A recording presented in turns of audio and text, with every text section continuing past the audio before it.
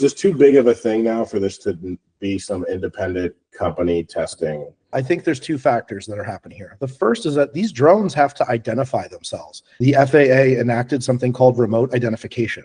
These drones have to emit a radio wave license plate that says, here's who I am, here's who I'm registered to, and here's where I'm being operated from. Now, you're not going to know, just like your car, who owns that license plate, but that data is freely available and you can pick it up off the air on unrestricted frequencies, right? These are standard 2.4 gigahertz Bluetooth Wi-Fi frequencies. The real problem is they really can't come out and say, like, hey, if I'm a big company and I'm doing my drone testing by the rules, not breaking any of the rules, well, why is the government going to go tell everybody what I'm doing? Now that's a real problem for everybody else who wants to operate. The way that the laws work right now is something called federal preemption. What it says is that the FAA is in control of all the airspace from 1 inch all the way up, and that the states don't have the ability to regulate their own airspace. That likely will become a problem in the coming years based upon New Jersey drone hysteria.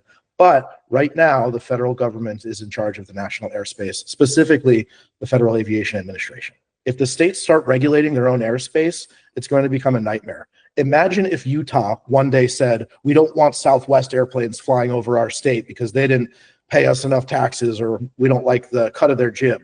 Well, now your airplane has to go around Utah. How is that going to be sustainable for flying across the country and having a really awesome air transportation system? The same is true with drones. If we start letting the states operate different sorts of airspace restrictions for drones, that's going to become a regulatory nightmare, because if you're a national company, you now have 50 different sets of rules that you need to follow, 50 different stakeholders to keep happy, 50 different people to report to. So federal preemption, in a way, is a very good thing in that it's allowed the proliferation of all kinds of aviation across the United States.